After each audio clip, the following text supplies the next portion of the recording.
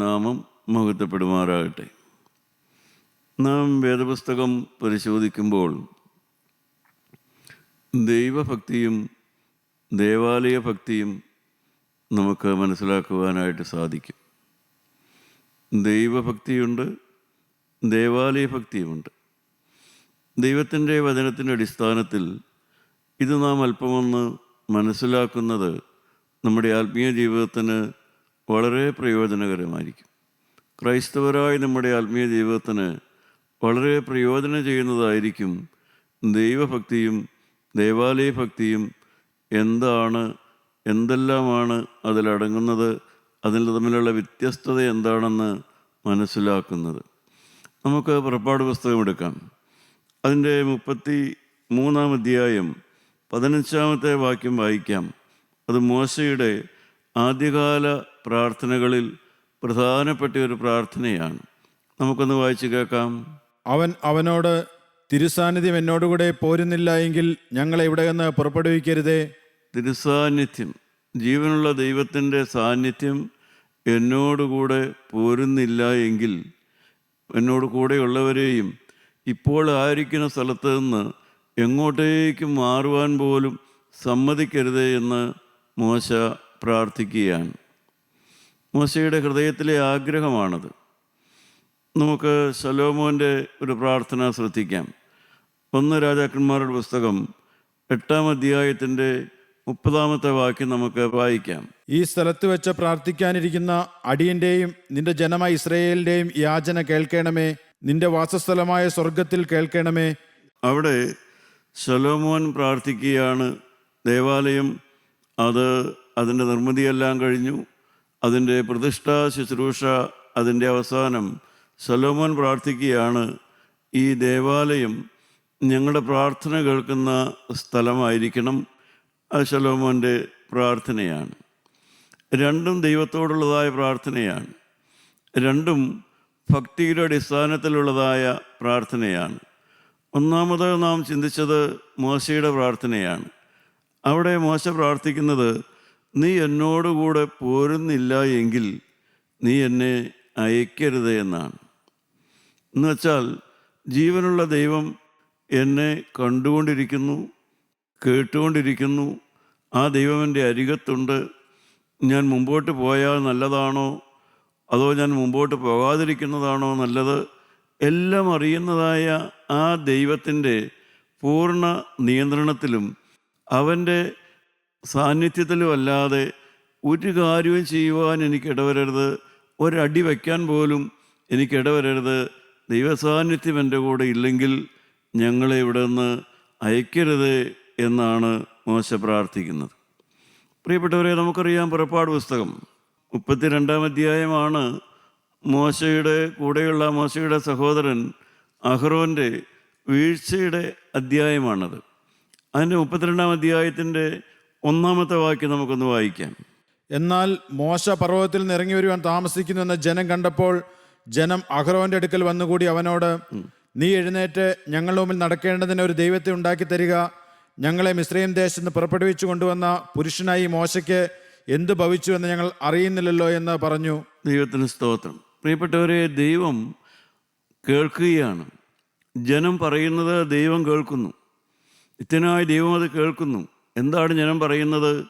ഞങ്ങളെ ഭരിക്കാനൊരു ദൈവമല്ല, ദൈവത്തിൻ്റെ സാന്നിധ്യം വേണമെന്നല്ല, ഞങ്ങൾക്കൊരു ദൈവത്തെ ഉണ്ടാക്കി തരിക എന്ന്, ഞങ്ങൾക്കൊരു ദൈവത്തെ ഉണ്ടാക്കി തരണമെന്ന്. പ്രിയപ്പെട്ടവരെ, അഹ്റോൻ കേൾക്കുകയാണത്, ഞങ്ങൾക്കൊരു ദൈവത്തെ ഉണ്ടാക്കി തരിക. മനുഷ്യൻ്റെ ഹൃദയത്തിലെ, അതും ഭക്തിയുള്ള ആളുകളായിരുന്നു, അവർ ദൈവത്തോട് നിലവിളിച്ചിരുന്നവരായിരുന്നു. ദൈവമേ, ഞങ്ങളെ മിസ്രയീമിൽ നിന്ന് രക്ഷിക്കണമെന്ന് കരഞ്ഞ് നിലവിളിച്ചതായ, ആ മിസ്രയീമിൽ കിടന്ന് നിലവിളിച്ചതായ അതേ ജനം തന്നെയാണ് ഇപ്പോൾ പറയുന്നത്, ഞങ്ങൾക്ക് ഒരു ദൈവത്തെ ഉണ്ടാക്കി തരിക എന്ന്. അപ്പോൾ അന്ന് നിലവിളിച്ച കാലത്ത് അവർക്കൊരു ദൈവം ഉണ്ടായിരുന്നില്ലേ? അവർ ദൈവം ഉണ്ടെന്ന് അറിഞ്ഞില്ലേ അവർ നിലവിളിച്ചത്? മിസ്രയീമിലെ കഷ്ടത ഒരു ദൈവം കാണുന്നു, ഞങ്ങളുടെ പിതാക്കന്മാരുടെ ദൈവം എന്ന് പറഞ്ഞൊരു ദൈവം ഉണ്ടെന്നറിഞ്ഞില്ലേ അവർ നിലവിളിച്ചത്? ഇപ്പോൾ അവർ പറയുന്നു, ഞങ്ങൾക്കൊരു ദൈവത്തെ ഉണ്ടാക്കി തരിക എന്ന്. പ്രിയപ്പെട്ടവരെ, മനുഷ്യ ഹൃദയം എപ്പോഴും അങ്ങനെയാണ്. നിത്യനായ ദൈവം തന്നെ അവരോട് പറയുന്നുണ്ട്, ഞാൻ നിങ്ങളുടെ കൂടെ പോരുകയില്ല എന്നല്ല. ദൈവത്തെ ഞങ്ങൾക്ക് കാണത്തക്കൊരു ദൈവം വേണം. ഞങ്ങൾക്ക് സംരക്ഷണം തരും, ഞങ്ങൾക്ക് കാവലായിട്ട് നിൽക്കും, ഞങ്ങൾക്ക് വേണ്ടതെല്ലാം തരുമെന്ന് പറയുന്നതായ, ഞങ്ങൾക്ക് കാണാവുന്ന ഒരു ദൈവത്തെ എപ്പോഴും വേണമെന്നുള്ളതാണ് ഭക്തന്മാരായിരുന്ന ആളുകളുടെ പോലും ഹൃദയത്തിൽ കിടന്ന ചിന്ത. അതാണ്, ഞങ്ങൾക്ക് കാണാവുന്നൊരു ദൈവത്തെ വേണം, ഞങ്ങൾക്ക് നോക്കിയാൽ കാണാവുന്നൊരു ദൈവത്തെ വേണം. ആ ദൈവത്തെ മറിഞ്ഞ് ഞങ്ങൾക്ക് വേണമെങ്കിൽ മാറിയിരിക്കാം. ആ ദൈവം ഞങ്ങളെ കണ്ടുകൊണ്ടിരിക്കുന്നൊരു ദൈവത്തെ, കാണാവുന്നൊരു ദൈവമാണ് ഞങ്ങൾക്കുള്ളതെങ്കിൽ ആ ദൈവത്തെ കാണാതെ ഞങ്ങൾക്ക് പലതും ചെയ്യാൻ സാധിക്കും. ഞങ്ങൾക്ക് പലതും ആസൂത്രണം ചെയ്യാൻ പറ്റും. എപ്പോഴും കാണുന്നൊരു ദൈവം മാത്രമേ ഉള്ളൂ എന്നുള്ള ചിന്തയുണ്ടെങ്കിൽ മനുഷ്യൻ്റെ സ്വതവേ ഉള്ളതായ ചിന്ത അത് മാത്രമാണ്. അദൃശ്യനായ ഒരു ദൈവം, അതിലും ഭേദം കാണപ്പെടുന്നൊരു ദൈവം, ഇതാണ് മനുഷ്യൻ്റെ ചിന്ത. അത് കേട്ടതായ ദൈവം മോശയോട് പറഞ്ഞു, ഞാൻ ആ ജനത്തിൻ്റെ കൂടെ നടക്കുകയില്ല എന്ന്. ദൈവത്തെ കൊണ്ടത് പറയിപ്പിച്ചു. ജനത്തിൻ്റെ മത്സര മനോഭാവം കൊണ്ട് നിത്യനായ ദൈവം, സ്നേഹമുള്ള ദൈവം മോശയോട് പറഞ്ഞു, ഞാൻ ഈ ജനത്തിൻ്റെ കൂടെ നടക്കൂല എന്ന്. എൻ്റെ പ്രിയപ്പെട്ടവരെ, വലിയവനായ ദൈവം തന്നെ ദൈവത്തിൻ്റെ കോപം ഇളക്കുകയായിരുന്നു. ദൈവത്തെ കൊണ്ടവർ പറയിച്ചു, ഞാൻ നിൻ്റെ കൂടെ നടക്കുകയില്ല എന്ന്. ദൈവത്തിൻ്റെ ഹൃദയം എത്രമാത്രം വേദനിച്ചു കാണും. ഹോശയ്യാ പ്രവചനം 5-ാം അധ്യായത്തിൻ്റെ 15-ാമത്തെ വാക്യം വായിക്കുമ്പോൾ, ഹോശയ്യ 5:15 നാം വായിക്കുമ്പോൾ, വേദനയോടെ ദൈവം പറയുന്ന ഒരു വാക്ക് നമുക്കവിടെ പിന്നെയും കാണാം. എന്താണ് അവിടെ ദൈവം പറയുന്നത്? ഹോശയ്യ 5:15, അവർ കുറ്റമേറ്റു പറഞ്ഞ് എൻ്റെ മുഖം അന്വേഷിക്കുവോളം ഞാൻ മടങ്ങിപ്പോയി എൻ്റെ സ്ഥലത്ത് ഇരിക്കും. കഷ്ടതയിൽ അവർ എന്നെ ജാഗ്രതയോടെ അന്വേഷിക്കും. ദൈവത്തിന് സ്തോത്രം. ദൈവം പറയുകയാണ്, ഞാൻ തൽക്കാലം മടങ്ങിപ്പോവും. ഒരിക്കലും കാണുകയില്ല എന്നുള്ളതല്ല. പക്ഷേ നിങ്ങൾ കുറ്റം ഏറ്റുപറഞ്ഞ്, നിങ്ങൾക്ക് തിന്മയുണ്ട്, നിങ്ങൾക്ക് തെറ്റുണ്ട്, തെറ്റുപറ്റുന്നുണ്ട്, പക്ഷേ അത് നിങ്ങൾ സമ്മതിക്കുന്നില്ല. നിങ്ങളുടെ വാക്കുകളിൽ തെറ്റുണ്ട്, പെരുമാറ്റത്തിൽ തെറ്റുണ്ട്, നിങ്ങൾക്ക് ഭക്തന്മാരാണ്, നിങ്ങൾ ദേവാലയമുണ്ട്, പ്രാർത്ഥനയുണ്ട്, പക്ഷേ നിങ്ങളുടെ വാക്കുകളിൽ തെറ്റ് സംഭവിക്കുന്നുണ്ട്. പക്ഷേ ആ തെറ്റുകളെ നിങ്ങൾ ഗൗരവമായി കാണുന്നില്ല. നിങ്ങളുടെ പാപത്തെ ഗൗരവമായി കാണാതെയുള്ളതായ നിങ്ങളുടെ പ്രാർത്ഥനകൾ, അത് കേൾക്കുവാൻ ഞാനിവിടെ നിൽക്കില്ല. നിങ്ങൾ തെറ്റ് ഏറ്റു പറയുന്നത് വരെയും ഞാൻ ഇവിടെ നിന്ന് മാറിപ്പോകുമെന്നാണ് ദൈവം പറയുന്നത്. പ്രിയപ്പെട്ടവരെ, ദൈവസാന്നിധ്യബോധവും മോശയുടെ ആ ദൈവസാന്നിധ്യബോധവും ദേവാലയത്തോട് ബന്ധപ്പെട്ടവരുടെ ആ ദൈവം ഞങ്ങളുടെ കൂടെയൊക്കെ വേണം, പക്ഷേ ആ ദൈവം, ആ ഞങ്ങളെ കാണുന്നൊരു ദൈവത്തെക്കുറിച്ചുള്ളതായ ഒരു അദൃശ്യനായ ദൈവത്തെ കണ്ടുകൊണ്ട് ജീവിക്കുന്നതായ ആ അനുഭവം ജനത്തിന് സാധിക്കുന്നില്ല ഇപ്പോഴും. കാരണം മനുഷ്യഹൃദയം ദൃശ്യമായതാണ് കാണുവാൻ ആഗ്രഹിക്കുന്നത്. പുറമേയുള്ളതായി എന്തെങ്കിലും കാണണം. ദൃശ്യമായത് കണ്ട് ഞങ്ങളെ നടത്തുന്ന ഒരു ദൈവം, ഇതാണ് ഞങ്ങളുടെ ദൈവം, ഇതാണ് ഞങ്ങളുടെ ആരാധനാമൂർത്തി, ഈ ആരാധനാമൂർത്തിയെ ഞങ്ങൾ ഇപ്രകാരമെല്ലാം എഴുന്നള്ളിച്ചുകൊണ്ട് നടക്കും, ചുവന്നുകൊണ്ട് നടക്കും, ഇങ്ങനെ ആഘോഷങ്ങൾ നടത്തും, പെരുന്നാളുകൾ നടത്തും. ഞങ്ങളുടെ ആരാധനാമൂർത്തി, ഞങ്ങൾ ബഹുമാനിക്കുന്ന ദൈവത്തിന് വേണ്ടി ഞങ്ങൾ അങ്ങനെ ഇങ്ങനെയെല്ലാം പലതും ചെയ്യും. അങ്ങനെ ആ ദൈവത്തെ ഞങ്ങൾ പ്രസാദിപ്പിക്കും. ആ മനോഭാവമാണ് മനുഷ്യഹൃദയത്തിലുള്ളത്. അദൃശ്യനായ ഒരു ദൈവത്തെ അവർക്ക് വേണമെന്നില്ല. ജനത്തിന് വേണ്ടത് ഒരു സംരക്ഷണമാണ്. ജനത്തിൽ നിന്ന് ദൈവമുഖാന്തരം അവർക്ക് വേണ്ടത് ഒരു സംരക്ഷണം വേണം. ഭക്തിയുടെ മാർഗത്തിൽ നടക്കുന്ന അനേകർക്കും ദൈവത്തെ ആവശ്യമായിരിക്കുന്നത് ഈ ലോകത്തിലെ ജീവിതത്തിൽ അവർക്ക് സംരക്ഷണം വേണം, അവർക്ക് കാവൽ വേണം, അവർക്ക് ഉയർച്ചയുണ്ടാകണം, അവർക്ക് പരീക്ഷകൾ ജയിച്ചു കിട്ടണം, അവരുടെ രോഗങ്ങൾ സൗഖ്യമായി കിട്ടണം. ഇതെല്ലാമാണ് മനുഷ്യനെ പലപ്പോഴും ദൈവത്തിങ്കിലേക്ക് തിരിക്കുന്നത്. അതിൽ തെറ്റില്ല. ദൈവത്തെ ആരാധിക്കുന്ന ജനത്തിന് ദൈവത്തിൻ്റെ കാവൽ വേണം, അവരെ ഉയർത്തുവാൻ ദൈവം വേണം, അവരെ വളർത്തുവാൻ ദൈവത്തോട് പ്രാർത്ഥിക്കണം. ആ ആഗ്രഹങ്ങളൊന്നും തെറ്റായ ആഗ്രഹങ്ങളല്ല. പക്ഷേ അവിടെയെല്ലാം മോശയ്ക്കുള്ളതുപോലെ ഉള്ളതായ ഒരു ദാഹമില്ല. അവിടെ ദൈവത്തെ, എൻ്റെ കൂടെ ദൈവം വേണമെന്നുള്ള ദാഹമില്ല. എൻ്റെ കാര്യങ്ങളും ആഗ്രഹങ്ങളും എല്ലാം നടത്തി തരാനായിട്ട് ഒരു ദൈവം വേണമെന്നുള്ളതാണ് അവിടെ നാം കാണുന്നതായ ആഗ്രഹം. ദൈവത്തിൻ്റെ സാന്നിധ്യബോധം. മോശയെ സംബന്ധിച്ച് മോശയ്ക്ക് ഊണിലും ഉറക്കത്തിലും ദൈവം വേണം. ദൈവസാന്നിധ്യത്തിന് വേണ്ടി മോശ സമാഗമന കൂടാരത്തിൽ പോയിരിക്കും. അവിടെയും ദൈവത്തിൻ്റെ സാന്നിധ്യം മോശയ്ക്ക് അനുഭവിക്കാം. സ്വന്തം വീട്ടിൽ അദ്ദേഹത്തിന് കുടുംബമുണ്ട്, ഭാര്യയുണ്ട്, മക്കളുണ്ട്. ആ വീട്ടിലും ദൈവസാന്നിധ്യം അനുഭവിച്ചുകൊണ്ട് മോശ ജീവിക്കുന്നു. അങ്ങനെയുള്ളതായ ഒരു ദൈവത്തെയാണ് മോശയുടെ ഹൃദയത്തിൽ, ആ സങ്കല്പത്തിലുള്ളത്. മോശയ്ക്കത് വിശ്വാസ്യവുമാണ്. അദൃശ്യനായ ദൈവത്തെ കണ്ടതുപോലെ ഉറച്ചു നിൽക്കുന്നവനാണ് മോശ. പ്രിയപ്പെട്ടവരെ, നാം വേദപുസ്തകം പരിശോധിച്ചാൽ നാം ദൈവം എന്ന് വിളിക്കുന്ന ആ പിതാവായ ദൈവം നമ്മളെപ്പോലെ, മനുഷ്യനെ പോലെ ശരീരമുള്ളവനല്ല. എന്നാൽ മനുഷ്യരായ നമ്മളെപ്പോലെ തന്നെ കാണുവാനുള്ള കാഴ്ചയും കേൾവി ശക്തിയും ചിന്താശക്തിയും നല്ല ബോധവും ഹൃദയവും, എന്ന് വെച്ചാൽ വേദനിക്കുന്നതായ മനുഷ്യഹൃദയത്തിന് വേദനിക്കാൻ പറ്റും. ദൈവത്തിനും വേദനയുണ്ട്. മനുഷ്യഹൃദയത്തിൽ സന്തോഷമുള്ളതുപോലെ ദൈവത്തിനും സന്തോഷമുണ്ട്. ഇങ്ങനെയുള്ളതായ ഒരു ദൈവത്തെയാണ് നാം പിതാവായ ദൈവമെന്ന് വേദപുസ്തകം നമുക്ക് കാണിച്ചു തരുന്നത്. ദൃശ്യമായ ശരീരമില്ല, മനുഷ്യരായ നമ്മളെപ്പോലെ ശരീരമില്ല. പക്ഷേ മറിച്ച് മനുഷ്യരായ നമുക്കുള്ളതുപോലെയുള്ളതായ ആ വ്യക്തിത്വത്തിൻ്റെ ബാക്കി എല്ലാ ഭാഗങ്ങളുമുണ്ട്. അതുകൊണ്ടാണ് നാം നമ്മുടെ ശരീരം കൊണ്ട് എടുത്തു ചാടിയാലോ തുള്ളിച്ചാടിയാലോ നമ്മുടെ ശരീരം ഇളകി എന്തെല്ലാം കാണിച്ചാലോ ഒന്നും നമുക്ക് ദൈവത്തെ പ്രസാദിപ്പിക്കുവാൻ കഴിയില്ല. ദൈവത്തെ പ്രസാദിപ്പിക്കുവാൻ നമ്മുടെ ശരീരത്തിൻ്റെ ഇളക്കം കൊണ്ട് കഴിയില്ല. നമ്മൾ കാട്ടിക്കൂട്ടുന്നതായ ബാഹ്യമായ യാതൊന്നുകൊണ്ടും ദൈവത്തെ പ്രസാദിപ്പിക്കുവാനായിട്ട് കഴിയുകയില്ല. മറിച്ച് ദൈവം നമ്മളോട് ആവശ്യപ്പെടുന്ന എന്താണ്? നിങ്ങളുടെ ബോധങ്ങളും വിചാരങ്ങളും ഹൃദയങ്ങളും മുകളിൽ പിതാവായ ദൈവത്തിൻ്റെ വലത്ത് ഭാഗത്ത് വിശുകാതമ്പരാനിരിക്കുന്ന ഉയരങ്ങളിലായിരിക്കണം. അഥവാ നമ്മുടെ ബോധങ്ങൾ ദൈവത്താൽ നിയന്ത്രിക്കപ്പെടണം, നമ്മുടെ വിചാരങ്ങൾ ദൈവത്താൽ നിയന്ത്രിക്കപ്പെടണം. നമ്മുടെ ബോധങ്ങളും വിചാരങ്ങളും ആഗ്രഹങ്ങളും എല്ലാം മുകളിൽ പിതാവായ ദൈവത്തിൻ്റെ വലത്ത് ഭാഗത്തിരിക്കുന്ന ആ കർത്താവായ യേശു ക്രിസ്തുവിലായിരിക്കണം നമ്മുടെ ബോധങ്ങളും വിചാരങ്ങളുമെല്ലാം. അല്ലാതെ നാം ശരീരം കൊണ്ടൊരു ദേവാലയത്തിലായിരിക്കും, നാം ആ ദേവാലയത്തിലെ ചടങ്ങുകളിലായിരിക്കും, അല്ലെങ്കിൽ ഒരു പ്രാർത്ഥനാ ഹോളിലായിരിക്കും. ആ പ്രാർത്ഥനാ ഹോളിൽ നമ്മൾ ചിലപ്പോൾ പാട്ട് പാടുകയായിരിക്കും, പ്രസംഗിക്കുകയായിരിക്കും, നാം അവിടെ വേണ്ട ക്രമീകരണങ്ങൾ ചെയ്യുകയായിരിക്കും. പക്ഷേ നമ്മുടെ ഹൃദയം ദൈവത്തെങ്കിലായിരിക്കില്ല. ഹൃദയം കൊണ്ട് നാം ദൈവത്തെ വിളിക്കുന്നുണ്ടാവില്ല. ഹൃദയം കൊണ്ട് നാം ദൈവത്തോട് ബന്ധത്തിലായിരിക്കില്ല. നമ്മുടെ ശരീരം മാത്രമെല്ലാം ചെയ്തുകൊണ്ടിരിക്കും. അപ്രകാരമുള്ളതായ ഒരു ഭക്തിയാണ് പലപ്പോഴും ഈ ലോകത്തിലെ ദേവാലയ ഭക്തിയായി നമ്മുടെ ഹൃദയത്തിലുള്ളത്. എന്നാൽ ദൈവം നമ്മളെ വിളിച്ചത് ഒരു വിശ്വാസ ജീവിതത്തിന് വേണ്ടിയാണ്. ഒരു വിശ്വാസ ജീവിതമാണ് ക്രിസ്തീയ ജീവിതം. ക്രിസ്തീയ ജീവിതം എന്ന് പറയുന്നത് വിശ്വാസ ജീവിതമാണ്.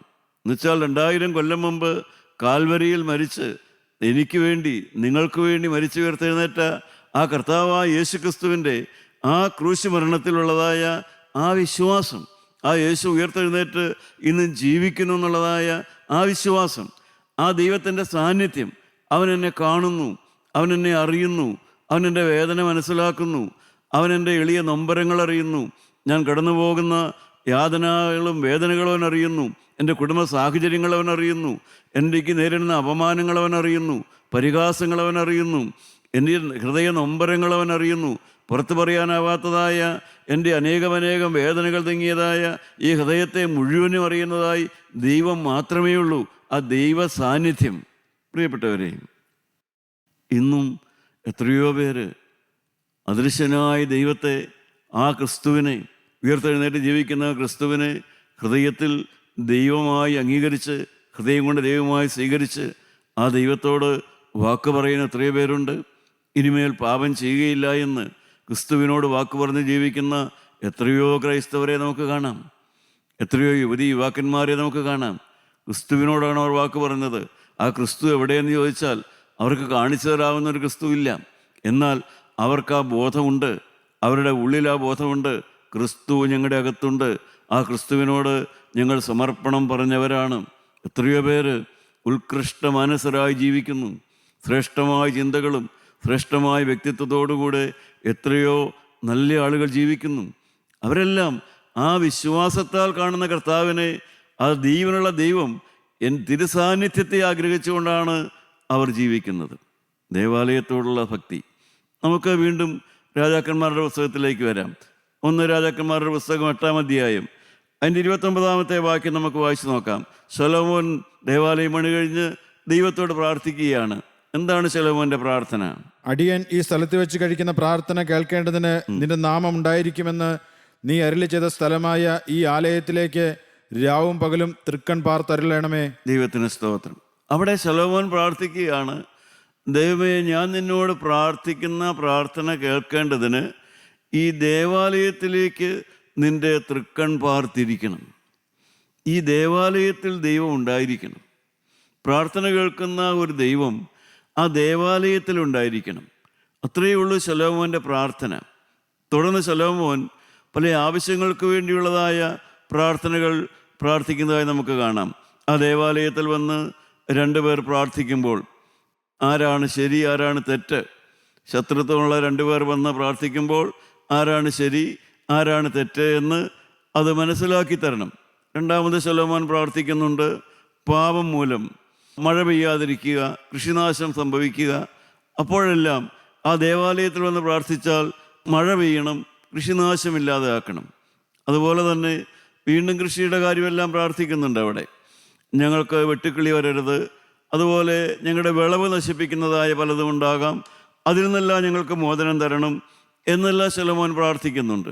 പിന്നെ ശലോമോൻ പ്രാർത്ഥിക്കുന്നുണ്ട്, ഞങ്ങൾ യുദ്ധത്തിന് പോകുമ്പോൾ ഈ ദേവാലയത്തിൽ വന്ന് പ്രാർത്ഥിച്ചിട്ട് ഞങ്ങൾ യുദ്ധത്തിന് പോകുമ്പോൾ ആ യുദ്ധത്തിൽ ഞങ്ങൾക്ക് ജയം തരണം. ദൈവമക്കളെ, എല്ലാം നാം കാണുന്നു. ആവശ്യഭാരങ്ങളാണ് ആ ദേവാലയ ഭക്തനെ ദേവാലയത്തിലേക്ക് കൊണ്ടുവരുന്നത്. ആവശ്യഭാരങ്ങളാണ് അവരെ ദേവാലയത്തിലേക്ക് കൊണ്ടുവരുന്നത്.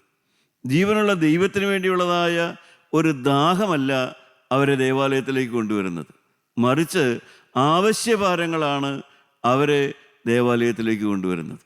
ഇന്നും നാം ചിന്തിച്ചാൽ അറിയാം, അനേകരും ദേവാലയത്തിലേക്ക് അടുക്കുന്നത്, ദേവാലയത്തിലേക്ക് വരുന്നത് ആവശ്യങ്ങൾക്ക് വേണ്ടിയിട്ടാണ്. ഓരോരോ ആവശ്യങ്ങൾ സാധിച്ചു കിട്ടണം. പ്രാർത്ഥനാ ഹാളിലേക്ക് വരുന്നവരും ആവശ്യങ്ങൾക്ക് വേണ്ടിയാണ് വരുന്നത്. ഇനി ആവശ്യങ്ങൾ നടത്തി കിട്ടണം. പ്രിയപ്പെട്ടവരെ, മോശ പ്രാർത്ഥിച്ച പ്രാർത്ഥനയും ഈ ആവശ്യബോധത്തോടെ വരുന്ന, ഈ ലോകത്തിലെ ആവശ്യങ്ങൾക്ക് വേണ്ടി വരുന്ന ആ മനുഷ്യരും, അവർ നല്ല മനുഷ്യരാണ്, അവർ ഭക്തന്മാരാണ്. പക്ഷേ അവരുടെ ഭക്തി എപ്പോഴും ഒരു ദേവാലയ ഭക്തി, അല്ലെങ്കിൽ ഒരു പ്രാർത്ഥനാ ഹാളിനോടുള്ളതായ ഒരു പ്രത്യേക അഭിനിവേശം, അല്ലെങ്കിൽ ദൃശ്യമായി ആരോടെങ്കിലും ഉള്ളതായ ഒരു സ്നേഹമൊക്കെയാണ് അവരെ ഭക്തിയുടെ രംഗത്ത് പിടിച്ചു നിർത്തുന്നത്. എന്നാൽ മോശ അങ്ങനെയല്ല. മോശയ്ക്ക് അവൻ്റെ ഭവനത്തിലും അവൻ്റെ വീട്ടിലെ കാര്യങ്ങളെല്ലാം ചെയ്യാം, അവൻ ജോലി കാര്യങ്ങൾ ചെയ്യാം, പക്ഷേ അതേസമയം തിരുസാന്നിധ്യം കൂടെ വേണം. ജീവനുള്ള ദൈവം, എന്നെ പരിശോധിക്കുന്ന ദൈവം എൻ്റെ കൂടെ വേണം. എന്നെ കാണുന്ന ദൈവം എൻ്റെ അരികത്ത് വേണം. ഞാൻ പറയുന്നതെല്ലാം കേൾക്കുന്ന ദൈവം എൻ്റെ അരികത്ത് വേണം. അപ്രകാരമുള്ളതായ ഒരു ഭക്തി ജീവിതം ഇന്ന് എത്ര പേർക്കുണ്ട്? ക്രിസ്ത്യാനികളിൽ എത്ര പേർക്കുണ്ട്? എത്ര ക്രൈസ്തവരെ അത് പഠിപ്പിക്കുന്നുണ്ട്? അങ്ങനെയുള്ള ദാഹമുള്ളതായ ഒരു ആത്മീയം ഇന്ന് എവിടെയാണുള്ളത്? ഇത്രയേറെ ദാഹം. ദാവീദിൻ്റെ ദാഹം നിങ്ങൾ കേട്ടിട്ടുണ്ടല്ലോ, ദൈവമേ, നീ എന്നെ പരിശോധിക്കണം, എൻ്റെ അന്തരംഗം നീ പരിശോധിച്ചറിയണം. പ്രിയപ്പെട്ടവരെ, അതാണ് യഥാർത്ഥ ഭക്തി എന്ന് പറയുന്നത്. ദൈവഭക്തി എന്ന് പറയുന്നതും ഒരു ദേവാലയ ഭക്തി, അല്ലെങ്കിൽ ഒരു പ്രാർത്ഥനാ ഹാളിൽ വന്നിരുന്ന് പ്രാർത്ഥിക്കുന്നതിൻ്റെ ഒരു ഭക്തി, ഇന്നെല്ലാം നാം പറയുമ്പോൾ അല്പ വ്യത്യാസമുണ്ട്. അവിടെയൊക്കെ എല്ലാം ശരിയാ, പുറമേയൊക്കെ ശരിയാ, പക്ഷേ ദാഹത്തിൽ വ്യത്യാസമുണ്ട്. എന്തിനു വേണ്ടിയുള്ള ദാഹമാണ്? എന്തിനു വേണ്ടിയുള്ള ദാഹമാണ്? മോശയുടെ ദാഹം മോശയുടെ ഒരു ആവശ്യത്തിന് വേണ്ടിയുള്ള ദാഹമല്ല.